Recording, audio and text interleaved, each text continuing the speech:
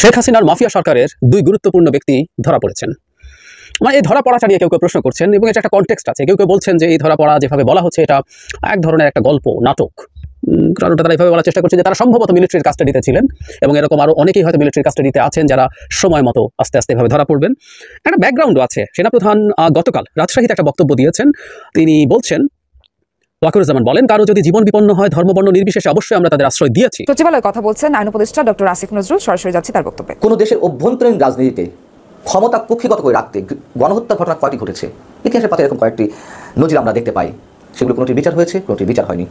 কিন্তু বাংলাদেশে যে গণহত্যা সংঘটিত হলো ছাত্র আন্দোলনকে কেন্দ্র করে, গণঅভ্যুত্থানকে কেন্দ্র করে, তার দায়ে শেখ হাসিনা মানে এই ধরা পড়াটা নিয়ে কেউ কেউ প্রশ্ন করছেন এবং এটা একটা কনটেক্সট আছে। কেউ কেউ বলছেন যে এই ধরা পড়া যেভাবে বলা হচ্ছে এটা এক ধরনের একটা গল্প, নাটক। কারণটা তারা এইভাবে বলার চেষ্টা করছে যে তারা সম্ভবত মিলিটারির কাস্টাডিতে ছিলেন এবং এরকম আরও অনেকেই হয়তো মিলিটারির কাস্টাডিতে আছেন যারা সময় মতো আস্তে আস্তে এভাবে ধরা পড়বেন। একটা ব্যাকগ্রাউন্ডও আছে। সেনাপ্রধান গতকাল রাজশাহীতে একটা বক্তব্য দিয়েছেন। তিনি বলছেন, ওয়াকারুজ্জামান বলেন, কারো যদি জীবন বিপন্ন হয় ধর্মবর্ণ নির্বিশেষে অবশ্যই আমরা তাদের আশ্রয় দিয়েছি। তাদের প্রতি যদি কোনো অভিযোগ থাকে, মামলা হয়, অবশ্যই তারা শাস্তির আওতায় যাবেন। কিন্তু অবশ্যই আমরা চাইব না যে বিচার বহির্ভূত কোনো কাজ হোক, হামলা হোক। তাদের জীবনের যে হুমকি আছে সেটার জন্যই আমরা তাদের আশ্রয় দিয়েছি। যে দলেরই হোক, যে মতেরই হোক, যে ধর্মের হোক, সেটা আমরা করব। সেনাপ্রধানের সাথে আমি দ্ব্যর্থহীন ভাষায় মতৈক্য প্রকাশ করছি। আওয়ামী লীগের মানুষজন যারা আছেন, নেতারা যারা আছেন, তারা 5 আগস্টে শেখ হাসিনা পালিয়ে যাওয়ার পর জনগণের হাতে পড়লে খুব বিভৎস পরিস্থিতি হতে পারত। আমি ব্যক্তিগতভাবে মনে করি, বিশ্বাস করি, কারণ আমি 5 তারিখে আমার প্রথম ভিডিও স্বাধীন বাংলাদেশে যেটা দিয়েছিলাম সেখানে আওয়ামী লীগের উপর হামলার বিরুদ্ধে কথা বলেছিলাম, যেটা আপনারা হয়তো অনেকে খুব একটা পছন্দ করেননি। আমি আওয়ামী লীগের পতনের আগেও একই কথা বলেছিলাম। পারহ্যাপস অ্যাটলিস্ট আমি চাইবো যে আমি প্রথম ব্যক্তি হব যিনি এটা নিয়ে বিরোধিতা করবেন। সো সেনাপ্রধান যা বলেছেন সঠিক বলেছেন, সঠিক করেছেন, ওনারা এটা করেছেন বলে অলরেডি বলছেন। সো অন্যায় হলে শাস্তি হবে, বিচারের আওতায় আসবে, কিন্তু বিচার বহির্ভূত কিছু বা হামলা যেন না হয়। তো সেই কনটেক্সটেই অনেকে মনে করছেন যে আস্তে আস্তে এরকম 2জন 3জন বিভিন্ন রকম করে আস্তে আস্তে আমরা আওয়ামী লীগের লোকজনকে খুঁজে পাবো, কারণ মামলা হবে, মামলা হওয়া শুরু হয়েছে তাদের বিরুদ্ধে। শেখ হাসিনার বিরুদ্ধে মামলা হয়েছে, আমরা দেখেছি। খুব দ্রুত আরও মামলা হওয়া দরকার, এভাবেই তাদেরকে পাওয়া যাবে। তাদেরকে পাওয়ার পর যেটা হয়েছে, আমরা এটা নিয়ে আনন্দে মেতে উঠেছি। এটা আনন্দের ব্যাপার তো বটেই। যে 2জন ব্যক্তি, সালমান এফ রহমান এবং আইনমন্ত্রী জনাব আনিসুল হক, এই সরকারকে, মানে এই সরকার যা যা করেছে, নিশ্চিতভাবে এটার প্রধান শেখ হাসিনা, কিন্তু এর মধ্যে খুব পাওয়ার সেন্টারের গুরুত্বপূর্ণ মানুষ, খুবই গুরুত্বপূর্ণ মানুষ এই 2জন। সালমান এফ রহমান মোটামুটি দল বা সরকার পুরোটাই চালাতেন। এটা আমি আওয়ামী লীগের বিভিন্ন পর্যায়ের, গুরুত্বপূর্ণ পর্যায়ে, সম্পাদক পর্যায়ের বা এমপি, এই ধরনের নেতাদের কাছ থেকেও শুনেছি। আমি আপনাদেরকে জানিয়েছি, টকশো সূত্রে এরকম অনেকের সাথে কথা হয় এবং অফ দ্য রেকর্ড তারা অনেক কথা বলেন, তাদের ফ্রাস্ট্রেশনও দেখিয়েছেন। আমি মনে করতে পারি একজন নেতা বলছেন, সালমান এফ রহমান দল আর সরকার চালালে তো কপালে এই থাকবে। একই সাথে আইনমন্ত্রী, আমরা খেয়াল করবো শেষ মুহূর্তে শেখ হাসিনার সবচেয়ে ক্লোজ কারা ছিলেন বোঝা যাবে। আমরা এই বিপ্লব বা এই গণঅভ্যুত্থান, রাদার এটা বিপ্লব না, আমি আগেও বলেছি, গণঅভ্যুত্থান যখন শুরু হলো মিড জুলাইতে, তখন এই আইনমন্ত্রী এবং সাথে তথ্য প্রতিমন্ত্রী জনাব আরাফাত, এরাই আমাদের কেন্দ্রে ছিলেন। আমরা খেয়াল করেছি তারাই মূলত সব কিছু করছিলেন। এবং এই আইনমন্ত্রীর শুধুমাত্র সরকারের সাথে থাকে না, আমাদের বিচার বিভাগটাকে ধ্বংস করে ফেলার সাথে ইনি সরাসরি জড়িত। অনেক কিছু, এই নিয়োগ বদলি বাণিজ্য তো আছেই, সরকারের মতো করে বিচার বিভাগকে পুরো কবজা করে, এটা স্বাধীন সত্তাটাকে নষ্ট করে পুরোপুরি সরকারের একটা অঙ্গে পরিণত করার জন্য এই ভদ্রলোক সিরিয়াসলি দায়ী থাকবেন। আমরা একটা জিনিস একটু যোগ করতে চাই। একটা নতুন পোর্টাল, তারা গুরুত্বপূর্ণ নিউজ দেন, দ্য মিরর এশিয়া, তারা একটা নিউজ করেছে, আইন মন্ত্রণালয় আনিসুলের বান্ধবীর সাম্রাজ্য, 1000 কোটি টাকা পাচার। মজার ব্যাপার, স্বৈরাচারী শেখ হাসিনার পতনের পর একটা টিভি চ্যানেলে দেশের অত্যন্ত গুরুত্বপূর্ণ একজন উল্লেখযোগ্য প্রতিষ্ঠিত আইনজীবী, জনগুরুত্বপূর্ণ বিষয়ে অনেক মামলা করেন, তিনি অন রেকর্ড বলেছিলেন যে আনিসুল হকের এক বান্ধবী এই বিচার বিভাগ নিয়ন্ত্রণ করে। আমি এখানে দেখলাম এক্স্যাক্টলি তাই। মানে কত কি হতে পারে, মানে তার বান্ধবী, আনিসুল হকের স্ত্রী মারা গিয়েছিলেন, তারপর তার বান্ধবী হয়েছেন, এবং এই বান্ধবীর ফোনে আইন মন্ত্রণালয় এবং দেশের বিচার বিভাগ চলতো। আমি একটু পড়ি যদি। আনিসুল হকের বান্ধবীর নাম তৌফিকা করিম। এই জুটি 10 বছরে অবৈধভাবে 2000 কোটি টাকা বিদেশে পাচার করেছে। তৌফিকার সিন্ডিকেট আইন মন্ত্রণালয়ের সব কিছু নিয়ন্ত্রণ করত। প্রতি জেলা চিফ জুডিশিয়াল ম্যাজিস্ট্রেট এবং জেলা জজ নিয়োগের 100 কোটি টাকার বাণিজ্য করেছে সিন্ডিকেট। অবৈধভাবে অর্জিত টাকা পাচার করেছে কানাডা সহ অনেক দেশে। কে কী করেছে, কোথায় গেছে, এগুলো ডিটেইল আছে এবং কীভাবে হয়েছে, মানে এই রিপোর্টটা যে কেউ একটু দেখে নেবেন। কিন্তু আমি একটা জায়গায়, মানে বিভিন্ন সাবহেডিং এরকম মন্ত্রণালয় চালাতেন তৌফিকা। ইয়াস, ওই আইনজীবী যার কথা বললাম, তিনি টিভি টক শোতে একদম ক্লিয়ারলি বলেছেন কোথায় মামলা কেমন হবে, কে জামিন পাবে, কে পাবে না, কোন মামলার রায় কী হবে যদি সেটা গুরুত্বপূর্ণ হয়, সেগুলো ঠিক করতে না। যে আরও যে বললাম, বিচারক নিয়োগ টিয়োগ সব তো আছেই, একটা নিয়োগ বাণিজ্য আছে, কিন্তু একটা ইন্টারেস্টিং তথ্য এখানে আছে, একটা সাবহেডিং, বসুন্ধরার আনভিরকে রক্ষা। বসুন্ধরা গ্রুপের মালিকের ছেলেকেও রক্ষা করে এই জুটি। গুলশানে চাঞ্চল্যকর ধর্ষণ ও হত্যা মামলার অর্থ বাণিজ্যের অভিযোগ উঠেছে আনিসুল তার বান্ধবী তৌফিকার বিরুদ্ধে। বিপুল অর্থের বিনিময়ে এই মামলা থেকে অব্যাহতি পান বসুন্ধরা গ্রুপের এমডি সায়েম সোভান আনভির সহ 8 জন। মামলার রায় পরিবর্তন, আসামির জামিন, নিয়োগ ইত্যাদি ইত্যাদি তো হয়েছেই। আমরা নিশ্চয়ই মামলাটার কথা মনে করতে পারবো, যেখানে একজন অভিযুক্তকে একবারের জন্য জিজ্ঞাসাবাদ না করে তার বিরুদ্ধে ফাইনাল রিপোর্ট দেওয়া হয়। তার মানে তার বিরুদ্ধে কোনো অভিযোগ পাওয়া যায়নি। মানে এই ঘটনাগুলো আমাদের সামনে ঘটেছিল। এবার এটা সেই বসুন্ধরা গ্রুপ যার মালিক এই আনভিরের বাবা। তার কিছু বক্তৃতা পাওয়া যায় শেখ হাসিনার সাথে তিনি কিভাবে আছেন, কিভাবে থাকতে চান, সেসব বক্তব্য ঘুরে বেড়াচ্ছে। তো আওয়ামী লীগের অলিগার্সদের মধ্যে অত্যন্ত গুরুত্বপূর্ণ এই গ্রুপটা, আমাদের মনে রাখা উচিত হবে।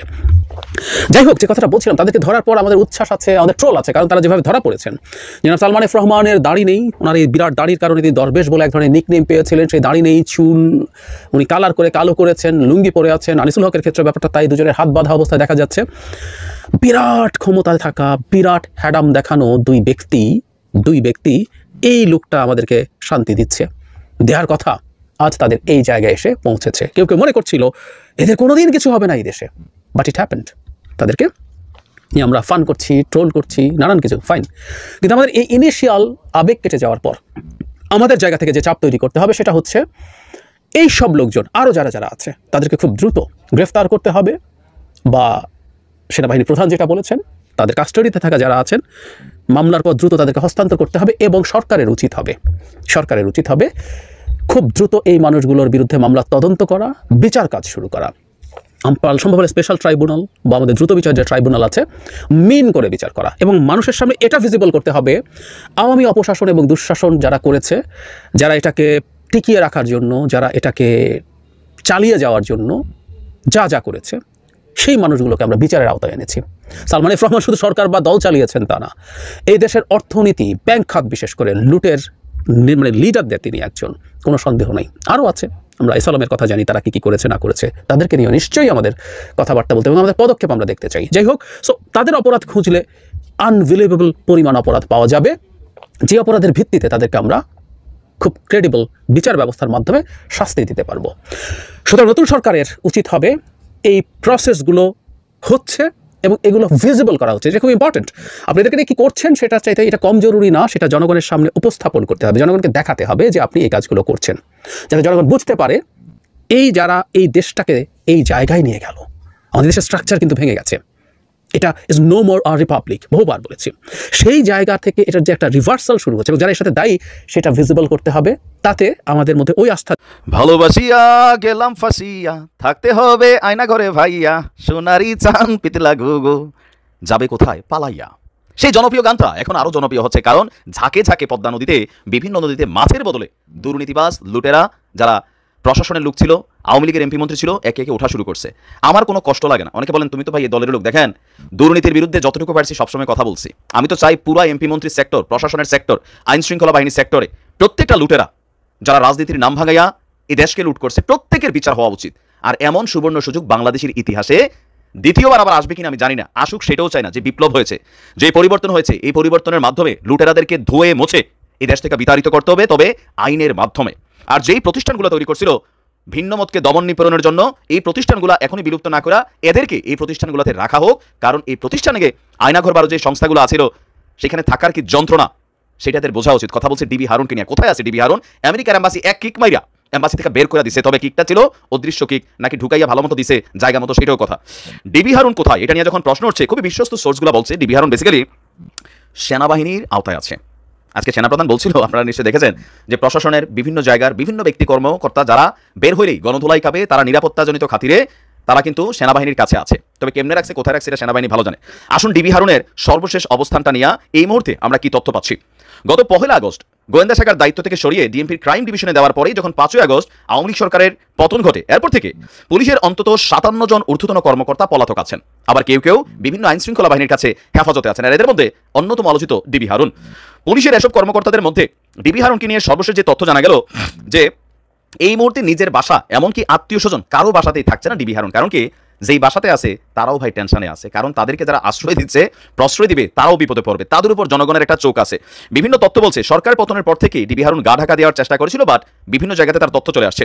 জানা যায় যে সাবেক প্রধানমন্ত্রী শেখ হাসিনার পদতে এবং দেশ থেকে খবর ছড়িয়ে পড়লে, যখন জনগণ রাস্তায় নামে, তখন আপনার ঢাকার যাত্রাবাড়ি, পুরান ঢাকা, পোস্তাগোলা দিয়ে প্রথমে শহীদ মিনার এবং গণভবনের উদ্দেশ্যে যখন জনগণ আসে, তখনই ডিএমপির সেন্ট্রাল কমান্ড এবং কন্ট্রোল ইউনিট ভবনের সামনে থাকা বঙ্গবন্ধুর বিশাল ব্যানার টানানো দেখে উত্তেজিত জনতা ভবনটিকে উদ্দেশ্য করে ইটপাটকেল ছড়তে থাকে।